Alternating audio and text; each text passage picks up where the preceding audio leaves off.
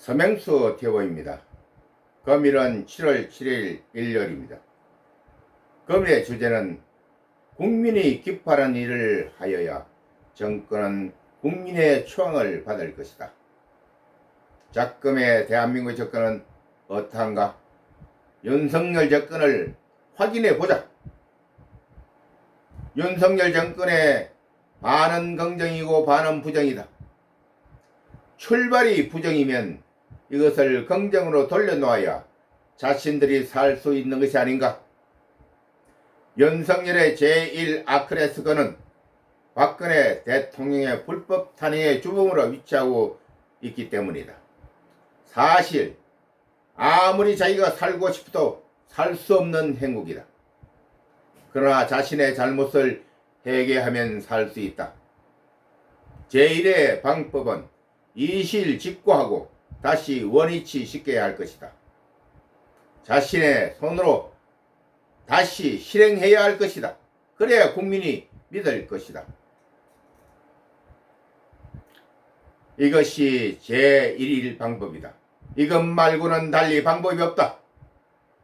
헌법을 어기고 자신들이 행한 일을 바라보아라.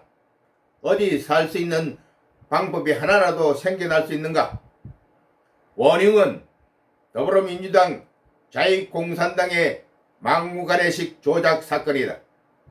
필자에 행한 일을 먼저 말해보자. 2020년 1월 11일 토요일 오후 한 1인 집회 장소에 나타난 북한 공산당의 지령을 받은 30여 명의 좌익 유튜버들을 이끌고 공격하여 왔다. 그때 전라도 목포에서 성직자로 근무하였다는 동갑내기 모 목사의 두 번째 만남에 같이 이치하고 있었다. 모 목사에 대하여 먼저 말해야 할 것 같다. 그자가 간첩으로 나에게 모습 보였다. 이번 사건의 정인을 서달라고 하였는데 거절당했다. 그리고 그가 잘못했다고 나에게 말하였다. 그자는 사전에 정체를 한 간첩이 아니었는지 생각이 든다. 그는 자신이 만들었다는 총기를 보이면서 활용법을 설명도 하였다. 왜일까? 나에게 접근하여 범인을 만들어 사회에 사라지게 하겠다는 심사인 것을 확인한다. 요즘 나의 신상에 일어나는 일을 말해두겠다. 핸드폰으로 나의 위치를 추적하여 무엇을 시도하는지 알 수가 없다. 그러나 제 일은 나를 제거하는 것으로 이해하게 된다. 그러나 독자 여러분들은 안심해도 좋을 것이다.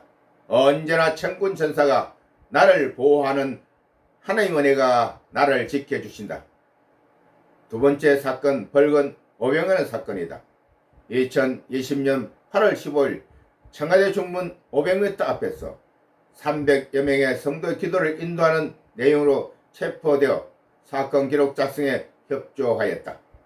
그러나 중간에 담당 신문관이 바뀌었다. 나를 처음 신문한 유경사가 사건의 피해자로 나타난 것을 재판 기록을 받아들면서 확인한 사건이다. 나를 신문할 때는 전혀 묻지 않았던 내용이 사건 기록에 설거머리 끼어져 있었다. 그 내용은 유경사를 내가 폭행하였다고 말하고 있었다. 이와 같이 경찰에서나 검찰에서나 사건을 만들고 싶으면 만드는 것을 보았으며 판사는 자동으로 그들의 손발이 되었다. 이것이 현재 우리 사법부의 모습이다.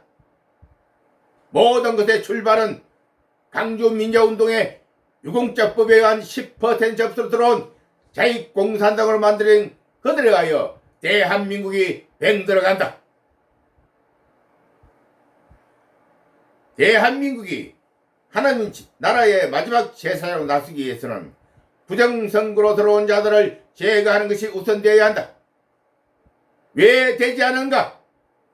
그것은 모든 것이 권력층을 형성한 자들이 곧 그들이니 그들을 정리하지 않고는 한 발자국도 나아갈 수가 없다.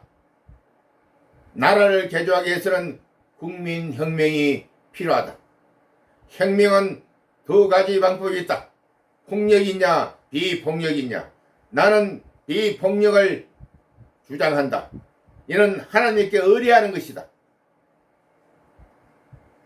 이 말을 하면 하나님을 신봉치 않는 자들은 무슨 말을 코같이 하는가 하고 반문할 것이다. 그것을 진정으로 반문하는 자는 그 자리에서 하나님을 억제하시는 모습을 볼 것이다.